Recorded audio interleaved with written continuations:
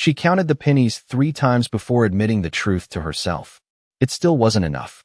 The checkout scanner let out a sharp electronic beep beneath the cold fluorescent lights of the supermarket, and Emily Carter felt her stomach tighten so hard it hurt.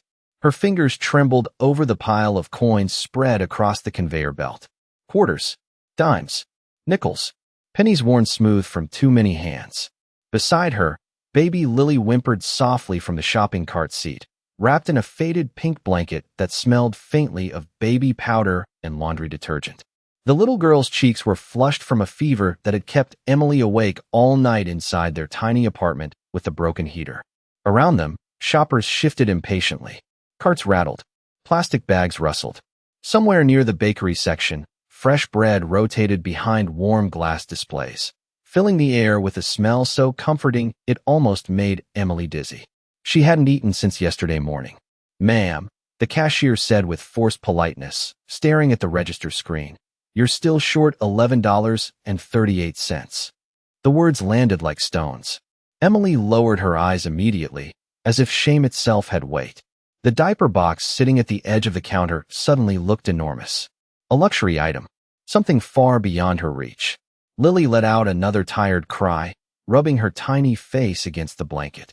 Emily swallowed hard and reached for the box slowly, her movements stiff with embarrassment. Behind her, someone sighed loudly. Another customer muttered something under their breath. A woman wearing a cream-colored coat glanced over with open annoyance, checking her diamond-covered watch as if Emily's poverty was personally inconveniencing her evening. Emily's cheeks burned bright red. She could feel every stare pressing against her skin. The fluorescent lights above buzzed softly like insects trapped inside glass. "I'm sorry," she whispered. Her voice cracked halfway through the sentence. "I'll put them back." She hated how small she sounded. Hated how tired she sounded. Hated that Lily had started crying harder now, her tiny cries echoing down the checkout lane. While strangers pretended not to stare, Emily lifted the heavy box carefully, holding it against her chest for one extra second before sliding it toward the cashier. It felt like surrender, like failure wrapped in cardboard and plastic packaging. 2 aisles away, a teenage employee laughed at something on his phone. Somewhere near the entrance, Christmas music played too cheerfully through old ceiling speakers. Everything in the store kept moving normally, while Emily's world quietly collapsed beside register 7. Then a quarter rolled loose from the counter. It spun in a slow silver circle before dropping onto the floor with a sharp metallic clink. Emily bent down instantly to grab it, panic flashing across her exhausted face. 1 quarter mattered now. Every cent mattered. But before her fingers could reach it, a polished black shoe stepped gently beside the coin. Not on it. Beside it. The movement was deliberate, calm. Emily looked up slowly from the floor. The man standing behind her wore a charcoal gray coat tailored perfectly across broad shoulders. Snowflakes melted against the dark wool fabric. His face was older, sharp but tired, with silver beginning to touch the edges of his dark hair. In one hand, he held a small grocery basket containing nothing but bottled water and black coffee. In the other, he held a phone lowered quietly at his side. He studied the scene without speaking. The crying baby, the coins, the humiliation hanging in the air like smoke no one wanted to acknowledge. Then the cashier reached for the diaper box again. "Next customer, please." The man's voice stopped the entire checkout lane cold. "No," he said quietly. "Finish her transaction." The cashier froze with her hand still resting on the diaper box. The entire checkout lane seemed to pause around those 4 words. "Finish her transaction." The man stepped forward calmly, the polished leather of his shoes reflecting against the white supermarket tiles. He did not raise his voice. He did not need to. Something about him carried the quiet authority of a person used to being obeyed. Emily remained bent halfway toward the floor, one trembling hand still clutching the loose quarter she had almost lost. For a moment, she could not move. Her exhausted mind struggled to catch up with what was happening. The woman in the cream-colored coat frowned immediately. "Excuse me," she snapped, folding her arms tightly. "Some of us have places to be." The man barely glanced at her. He reached into his coat pocket and placed a black card onto the counter beside the scattered coins. Even the cashier's expression changed when she saw it. Her posture straightened instantly. The small screen of the register reflected in her widened eyes. Emily slowly stood back up, holding Lily closer against her chest. The baby's cries had softened into weak little whimpers now, her tiny fingers wrapped around the edge of Emily's sweater. "Sir, you really do not have to do this," Emily whispered quickly, her face burning with embarrassment again. "I can come back next week." The man looked at her fully for the first time. His eyes were steady, thoughtful, almost unsettling in how carefully they observed her. Not judgmental, not pitying, just seeing, really seeing. "And what happens until next week?" he asked quietly. Emily opened her mouth, but no answer came. Because there was no answer. The truth sat silently between them beneath the harsh fluorescent lights. There were no extra diapers at home, no emergency savings, no family waiting nearby to help. Just overdue bills taped beside a tiny apartment refrigerator and a baby depending on her for everything. The cashier cleared her throat nervously. "Should I just charge the card?" she asked. "No," the man replied. "Add groceries too." Emily blinked in confusion. "No, please," she said immediately, almost panicked now. "I cannot let you do that." But the man crouched slightly until his eyes were level with Lily's. The little girl stared back at him through sleepy blue eyes. "Babies should never pay for adult problems," he said softly. Something inside Emily cracked a little at those words. She looked away quickly before the tears gathering in her eyes could fall. Around them, the atmosphere in the store had changed completely. The annoyed whispers were gone now. Customers watched silently from nearby aisles. A teenage stock clerk had stopped pushing his cart entirely. Even the woman in the cream-colored coat suddenly seemed uncomfortable standing there. The man picked up the half-empty grocery basket beside him and quietly added it to the conveyor belt. Bottled water, black coffee, nothing else. Emily noticed the expensive silver watch beneath his coat sleeve.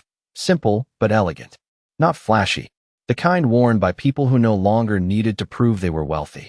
"Get her formula too," he told the cashier. Emily shook her head immediately. "Lily is allergic to most brands," she explained softly. "The special formula costs too much." "Then get the one she needs," he answered without hesitation. The cashier nodded quickly and hurried toward aisle 12. Emily stared at the floor, overwhelmed by the strange mix of gratitude and humiliation twisting inside her chest. She hated needing help, hated being looked at like a tragedy standing under bright grocery store lights. The man seemed to sense it. "This is not charity," he said quietly. "This is what people are supposed to do for each other." Then his phone vibrated once in his hand. He glanced briefly at the screen before slipping it back into his pocket. Near the automatic doors at the front of the supermarket, two men in business suits had just entered the store, looking directly toward checkout lane 7. The two men in suits moved quickly through the automatic doors, bringing a gust of icy winter air into the warm supermarket. One was tall and broad-shouldered with an earpiece barely visible beneath dark hair. The other carried a leather tablet case tucked tightly under his arm. They scanned the checkout lanes with tense expressions until their eyes landed on the man standing beside Emily. Relief crossed both their faces instantly. "Mr. Whitmore," the taller man said as they approached, lowering his voice respectfully. "We have been looking everywhere for you." Several nearby customers turned immediately at the name. The cashier's mouth fell slightly open. Even the woman in the cream-colored coat straightened in surprise. James Whitmore, the owner of Whitmore Markets. The billionaire whose face appeared on magazine covers beside. Headlines about billion-dollar acquisitions and national business rankings. Emily looked at him again, this time more carefully. Suddenly, the expensive watch made sense. The quiet confidence. The calm authority in his voice. This was not simply a stranger helping her buy diapers. This man owned the very store they were standing in. James barely acknowledged the two executives. His attention remained on the conveyor belt where the cashier was now returning with several cans of specialty baby formula cradled carefully in her arms. Emily's chest tightened immediately when she saw the price labels. She knew exactly how much each can cost because she had spent hours comparing them online before giving up. "That is too much," she whispered under her breath. "Please do not do that." James glanced toward her gently. "Your daughter needs to eat," he said simply. "That is not too much." The taller executive shifted awkwardly beside him. "Sir," he said carefully, "the board dinner starts in 45 minutes. James finally looked toward him, though there was no anger in his expression, only disappointment. "Then they can wait 45 minutes. The executive immediately fell silent. Nearby shoppers exchanged stunned looks. Emily could feel the entire store watching now, but somehow it no longer felt cruel. The atmosphere had changed completely. A few minutes ago, people had looked at her like a problem slowing down the checkout line. Now they watched with uneasy quiet, as if they were suddenly seeing her humanity for the first time. Lily stirred weakly against Emily's shoulder, her tiny hand curling around the fabric of her sweater. James noticed the child's flushed cheeks immediately. "She is sick," he observed softly. Emily nodded. "The fever started last night. Did you take her to a doctor?" Emily hesitated too long before answering. James understood immediately. Medical bills, insurance problems, fear. He had seen that hesitation before in thousands of employee reports and charity interviews. But standing here in front of him, it suddenly felt different. Real, human, painfully close. The cashier continued scanning items while the register total climbed higher and higher. Diapers, formula, baby wipes, bread, soup, oatmeal, fresh fruit. Simple things that should never have felt luxurious. Emily stared at the screen in disbelief as the numbers passed $200. That amount alone was nearly half her monthly rent. "Sir," the cashier asked nervously, "would you like me to call the store manager?" James answered without looking away from Emily. "Yes." His tone remained calm, but something about it made the cashier hurry instantly toward the customer service desk. The woman in the cream-colored coat quietly pushed her cart into another lane without another word. A teenage employee nearby lowered his phone slowly, embarrassed by the video he had started recording earlier. Shame moved silently through the store now, spreading from aisle to aisle. Emily tightened her grip around Lily and tried to steady her breathing. Nothing about this felt real anymore. She had walked into this store praying she could afford one box of diapers. Now one of the richest men in America stood beside her like none of it was inconvenient at all. James glanced toward the supermarket entrance where snow drifted softly beyond the glass doors. Then he looked back at Emily with an expression that carried something deeper than sympathy. Recognition. As though somewhere beneath exhaustion and pale fluorescent lights, he had seen her before. The store manager arrived breathless from the customer service desk, straightening his navy tie as he hurried across the polished floor. Rick Dalton was a man who carried stress in his face like permanent weather. Deep lines framed his mouth, and sweat already glistened along his forehead despite the freezing December air outside. The moment he recognized James Whitmore standing beside checkout lane 7, the color drained from his face completely. "Mr. Whitmore," he said quickly, forcing a nervous smile. "Nobody told me you were visiting tonight." James turned toward him slowly. "Clearly," he replied.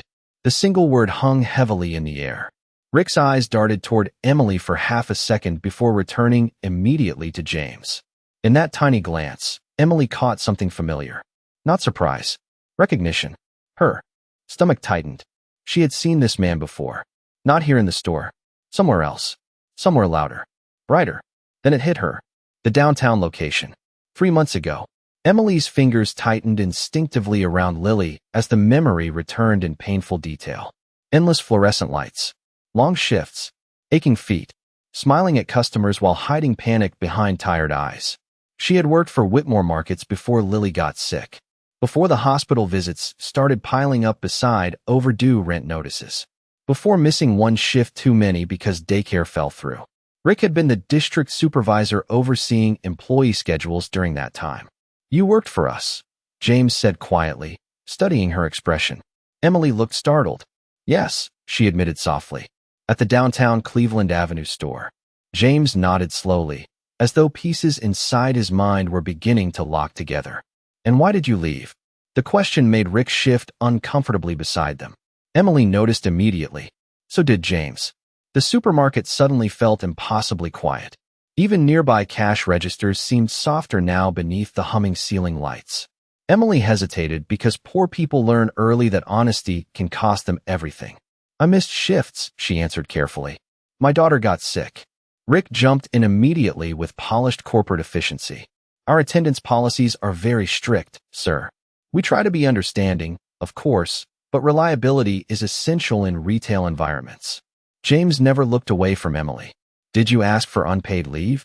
Emily swallowed hard. "Yes." "And?" She glanced briefly toward Rick before lowering her eyes again. I was told if I could not handle motherhood and work at the same time, maybe I should stay home permanently. The words landed with brutal quietness. Nearby employees froze where they stood. One cashier slowly stopped bagging groceries altogether. Rick forced out a short laugh that sounded painfully fake. Sir, I am sure there was some misunderstanding. These situations can become emotional. James finally looked at him then. Coldly. Not angry. Worse. Controlled disappointment. Emotional, he repeated. Softly. A mother asking to care for her sick child is emotional. Rick opened his mouth, but nothing came out. Emily stared down at the shopping cart, ashamed all over again. She had replayed that conversation in her head every night for months. The humiliation of standing inside the manager's office while holding back tears. The embarrassment of carrying her belongings home in a cardboard box while coworkers avoided eye contact. Losing that job had started everything. The late bills, the eviction warnings, the skipped meals, the fear. Lily coughed weakly against her shoulder, breaking the silence. James glanced at the child instantly. His expression softened again for one brief moment before hardening as he looked back toward Rick. How much do your assistant managers make per year? He asked suddenly. Rick blinked in confusion. Around 60,000, depending on bonuses. James nodded once. And this company reported $800 million in profit last quarter alone. Nobody spoke. The fluorescent lights buzzed faintly overhead while snow drifted softly outside the glass entrance doors. James slipped one hand into his coat pocket and stared around the supermarket slowly. Employees avoiding eye contact. Customers pretending not to listen. Fear sitting quietly inside every aisle. Then he looked back at Rick Dalton with the calm expression of a man reaching a final conclusion. Tell me something, James said quietly. At what point did we start treating struggling mothers like disposable inventory? The question seemed to drain the remaining warmth from the store. Rick Dalton stood frozen beneath the fluorescent lights, his carefully rehearsed corporate confidence beginning to crack around the edges. His fingers tugged nervously at his tie while shoppers pretended to focus on their carts instead of the confrontation unfolding beside checkout lane 7. Nobody wanted to look directly at him now. Nobody wanted to be connected to him. James Whitmore remained perfectly calm. That was the frightening part. He was not yelling. He was not threatening anyone. His voice carried the quiet weight of someone who no longer needed volume to command a room. Lily coughed again softly against Emily's shoulder, and James glanced toward the child with visible concern. How high was the fever this morning? He asked gently. Emily adjusted the blanket around her daughter carefully. 103, she admitted quietly. I tried to bring it down with cold washcloths. James stared at her for one long moment. And you still came out in the snow tonight for diapers? Emily gave the smallest nod. I did not have a choice. Those words settled heavily over everyone listening nearby, because every parent in that store understood exactly what she meant. A young father standing near the frozen food section lowered his eyes immediately. An elderly cashier pressed trembling fingers against her lips. The woman in the cream-colored coat slowly abandoned her shopping cart entirely and walked away without another word. Shame was moving through the aisles now like cold wind under a locked door. James turned back toward Rick. Did anyone from management ever contact her after termination? Rick cleared his throat awkwardly. Sir, we process hundreds of employees across multiple locations. It is impossible to personally follow every individual circumstance. James nodded once, though his expression remained unreadable. That is exactly the problem. The words landed softly, harder than shouting would have. One of the executives standing nearby shifted uncomfortably. Mr. Whitmore, he began carefully. Perhaps this conversation would be better handled privately. James looked toward him slowly. No, he replied. This conversation became public the moment a struggling mother had to count pennies for diapers inside one of my stores. Silence followed instantly. Even the soft Christmas music drifting through the ceiling speakers suddenly felt distant and hollow. Emily stood motionless beside the shopping cart, overwhelmed by everything happening around her. Part of her wanted to disappear completely. Another part wanted to cry from exhaustion. But beneath both emotions was something unfamiliar. For the first time in months, someone powerful was not looking past her. James glanced toward the front windows where snow continued falling, in soft white sheets beyond the parking lot lights. Do you know what my father taught me when he built the first Whitmore market? He asked quietly.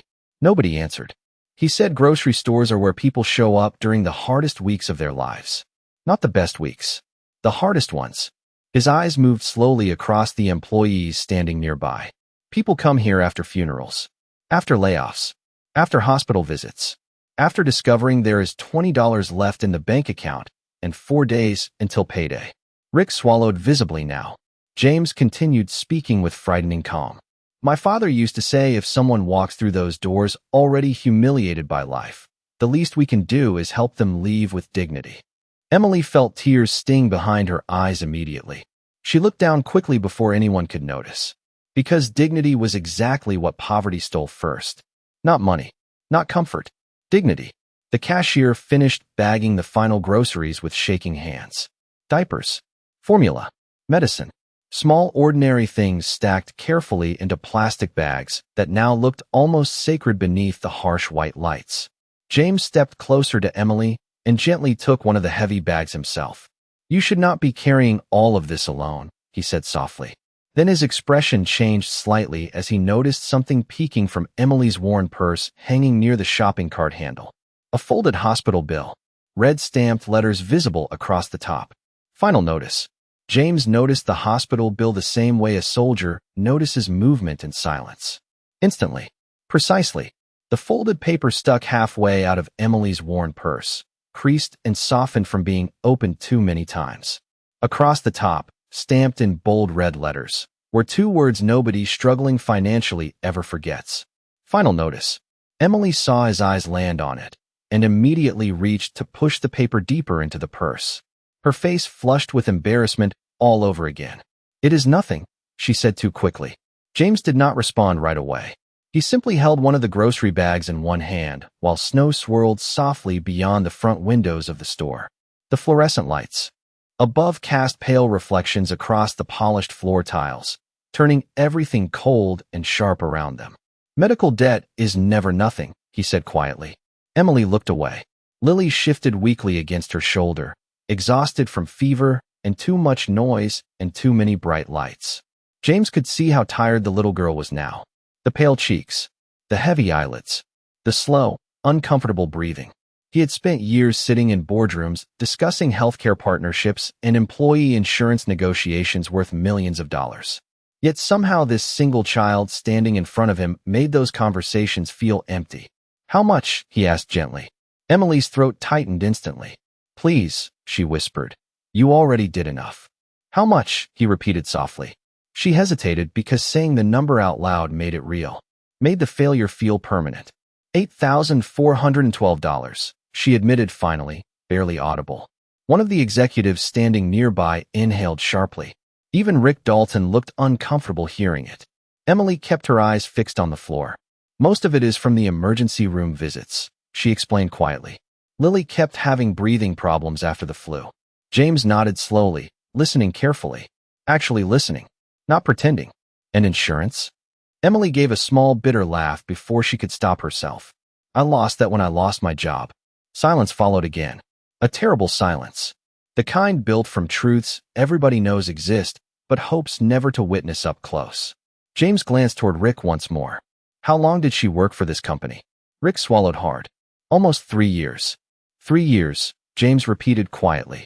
And we left her one illness away from collapse. Rick opened his mouth immediately. Sir, the healthcare eligibility requirements are determined at the corporate level. I was simply enforcing company policy. James stared at him with cold disappointment. Human beings hide behind policy when they stop wanting to take responsibility for people. Nobody moved. Nobody spoke. Somewhere near aisle 4, a child laughed briefly before being hushed by his mother. Christmas. Music drifted faintly through overhead speakers, absurdly cheerful against the heaviness inside the store. Emily shifted Lily gently in her arms, trying to soothe her. The baby's tiny forehead rested against Emily's neck, burning with fever beneath soft blonde curls. James watched the small movement quietly. Then something inside his expression changed. Recognition again. Deeper this time. St. Catherine's Hospital, he said suddenly. Emily looked up in confusion. What? 2 winters ago, James continued slowly. During the ice storm. Were you working night shifts there? Emily blinked in surprise. Yes, she answered cautiously. I clean patient rooms while taking online classes. James stared at her for a long moment beneath the harsh supermarket lights. Then he exhaled softly, almost in disbelief. My mother was there. Emily frowned slightly, trying to remember. James stepped closer, his voice quieter now. Room 614. Heart surgery recovery. Emily's eyes widened faintly as fragments of memory surfaced. An elderly woman struggling to sleep during a snowstorm. Empty hospital hallways after midnight. A frightened older patient shaking from anxiety while machines beeped softly in the dark. James looked at Emily with an emotion far heavier than gratitude. You stayed with her when the power went out, he said quietly. You held her hand for nearly 2 hours because she was afraid. Emily stared at James Whitmore in complete disbelief. The memory returned slowly through exhaustion and shock, like headlights emerging through heavy snowfall. St. Catherine's Hospital. The ice storm that had shut down half the city. Backup generators humming through dark hallways. Nurses rushing room to room beneath flickering emergency lights. And an elderly woman terrified of dying alone. Your mother, Emily whispered softly. James nodded once. Margaret Whitmore. Emily remembered her immediately now. A fragile woman with silver hair and frightened blue eyes lying awake in room 614 while freezing rain slammed against hospital windows. The power outage had trapped families across the city, and many visitors never made it through the storm. Emily had been working an overnight. Janitorial shift then, pushing a cleaning cart through dim hospital corridors while trying to study for community college exams during breaks. She remembered hearing soft crying inside the room while emptying trash nearby. She was scared, Emily said quietly, almost to herself. The machines kept shutting off for a few seconds at a time. James looked down briefly before answering. I was stuck at the airport in Denver. Every flight was canceled. His voice carried something rare now. Regret. I kept calling the hospital, but the lines barely worked. Emily remembered sitting beside Margaret Whitmore through the long, freezing night, holding her hand while snow covered the city outside. She had read old magazines out loud to calm her down. Heated cups of water in the staff microwave because the woman complained her hands felt cold. None of it had seemed important at the time. Just basic human kindness during a frightening night. She talked about you constantly, Emily said softly. She kept saying her son would blame himself if anything happened to her. James smiled faintly for the first time all evening, though sadness still lingered behind it. That sounds like my mother. Around them, the entire supermarket had fallen silent again. Employees stood motionless near registers. Customers listened openly now, no longer pretending not to stare. Even Rick Dalton looked deeply uncomfortable, trapped inside the growing weight of everything unfolding around him. James looked back at Emily carefully. The next morning my mother called me crying, he said quietly. Not because she was afraid anymore. Because she said a young woman she had never met treated her like family, while the rest of the world was too busy. Emily blinked rapidly, overwhelmed. I barely remember it, she admitted. I was just doing what anyone should do. James let out a slow breath. No, he said softly. You were doing what very few people actually do. The words settled heavily into the air between them. Emily felt tears threatening again, and this time she could not completely hide them. For months, she had felt invisible, disposable, like one missed paycheck had erased her value as a person. Yet somehow this man standing beneath harsh grocery store lights remembered one small act of compassion from years ago. Lily stirred weakly again against Emily's shoulder, and James reached out carefully, brushing 2 fingers against the child's tiny hand. My mother passed away 6 months later, he said quietly. But before she died, she made me promise something. Emily looked at him silently. James glanced around the store slowly, at the frightened employees, the uncomfortable executives, the customers who had watched a struggling mother nearly break apart over diapers and formula. She told me wealth means nothing if the people beneath your company logo feel abandoned. Rick lowered his eyes immediately. James stood upright again, calm but resolute now, like a man finally understanding something painful about his own empire. Then he turned toward one of the executives beside him. Call human resources, he said quietly. Tonight.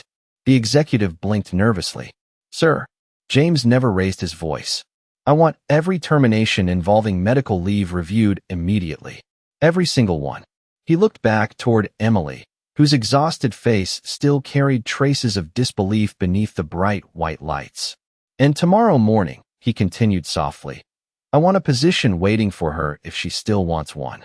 Emily stared at James Whitmore as though the words had arrived in a language she no longer fully understood. A position waiting for her. Tomorrow morning.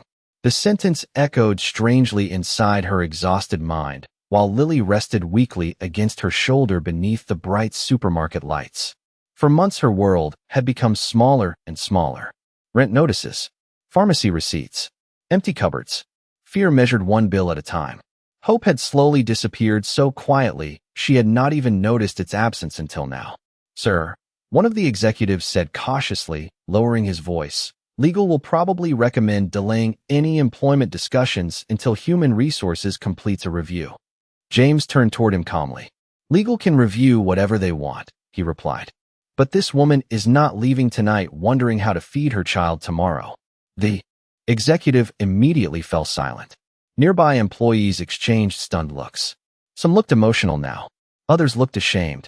Emily noticed the older cashier blinking rapidly behind the register, fighting tears while pretending to organize receipts.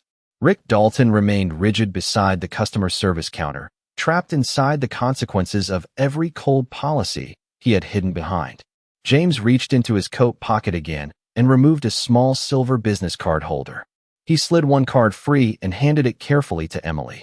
The thick white card felt impossibly expensive between her trembling fingers. James Whitmore, Chief Executive Officer. Personal direct line. Emily stared at it like it might disappear. Tomorrow at 9, James said gently. Corporate headquarters. We will figure everything out from there. Emily swallowed hard.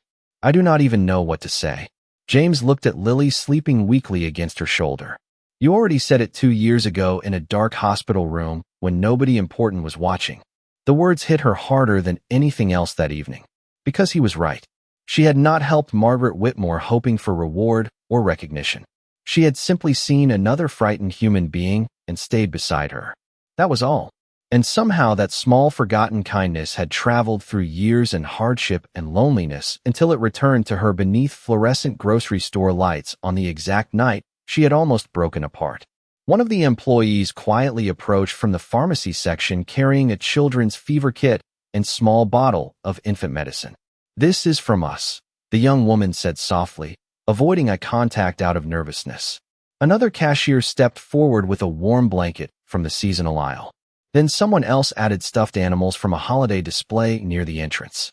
Small gestures, quiet gestures. But suddenly the coldness inside the store began shifting into something warmer. Human. Emily looked around in disbelief as employees she had never met started helping without being asked. The older cashier finally wiped her eyes openly now. Nobody should have to choose between diapers and medicine, she whispered. James noticed the change spreading through the store, and for the first time all night, a faint expression of peace crossed his face. This was what his mother had meant. Not profits. Not shareholder reports. People remembering how to care about each other. Snow continued falling softly beyond the front windows while customers slowly resumed moving through the aisles again, quieter than before. Thoughtful. Humbled.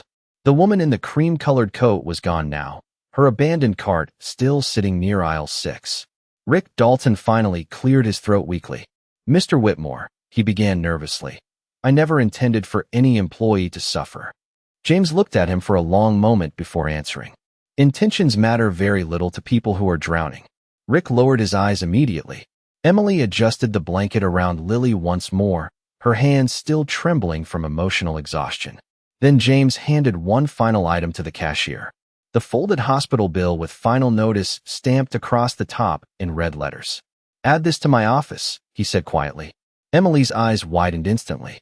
No, she whispered in shock. I cannot accept that. James looked at her gently beneath the pale supermarket lights. Yes, he said softly. You can. 3 months later, snow no longer leaked through the cracked edges of Emily Carter's apartment windows. The small 2-bedroom home was not luxurious. The kitchen cabinets were old, and the hallway floors creaked when she walked too quickly. But it was warm, safe, stable. And for the first time in a very long time, Lily slept through the night without the sound of her mother quietly crying in the dark beside unpaid bills. Morning sunlight poured gently through the apartment blinds while the smell of oatmeal and fresh coffee filled the tiny kitchen. Lily sat in her high chair laughing softly, healthier now, her cheeks pink with life instead of fever. Tiny cereal pieces scattered across the tray while Emily tied her blonde hair back in front of the microwave reflection, still adjusting to the strange feeling of peace.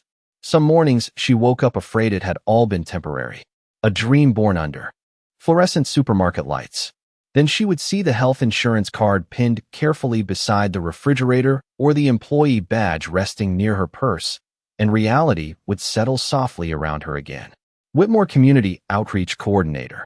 James Whitmore had not simply offered her a job. He had created an entirely new department inside the company after that night. Emergency employee support, childcare assistance, medical leave advocacy, quiet systems designed to catch struggling workers before life crushed them completely. The changes spread through every Whitmore market across the state. Managers received new training. Employee wellness programs expanded. A confidential hardship fund was established in Margaret Whitmore's name. But the biggest change was harder to measure. People inside the company started looking at each other differently. Human beings instead of payroll numbers. Emily saw it every day now. She saw it when exhausted cashiers were offered rides home during snowstorms. When single parents received schedule flexibility without humiliation. When struggling employees were asked, "How can we help?" instead of "Why are you falling behind?" She stood now inside a newly renovated community room near Whitmore Market headquarters, adjusting boxes of donated diapers and canned food while volunteers moved around preparing for the holiday outreach event. Soft Christmas lights glowed along the walls. Children laughed near the coloring tables. Coffee steamed from silver catering trays beside homemade cookies. On the far side of the room, a large banner hung quietly above the entrance. Mothers never pay alone. Emily still became emotional every time she saw those words. "You built something beautiful here." James Whitmore's voice came softly from behind her. Emily turned with a smile. James looked different lately, lighter somehow. The hard corporate exhaustion that once lived permanently behind his eyes had softened over the past few months. He held Lily easily against one arm now, while the little girl played with the edge of his suit jacket, completely unafraid of the billionaire who had once found her mother counting pennies beneath cold grocery store lights. "We built it," Emily corrected gently. James smiled faintly. "My mother would have liked you very much." Emily looked toward the volunteers filling supply bags nearby. "I still think about her sometimes," she admitted quietly. "That storm at the hospital." James nodded once. "So do I." For a moment, neither of them spoke. The warm sounds of the community center filled the silence instead. Children laughing. Folding chairs moving across the floor. Coffee cups clinking softly. Small, ordinary sounds that somehow felt sacred after so much hardship. Then one of the volunteers approached nervously. "Excuse me," the young woman said softly to Emily. "There is a mother outside asking if the diapers are really free." Emily's expression changed instantly. She remembered that fear, that embarrassment, the quiet terror of needing help. She took a slow breath and smiled gently. "Tell her yes," she said softly. "And tell her she does not need to explain anything." The volunteer nodded and hurried away. James watched Emily for a long moment beneath the warm holiday lights. Then he glanced down at Lily sleeping peacefully against his shoulder. "Funny thing about kindness," he said quietly. "It always finds its way back home."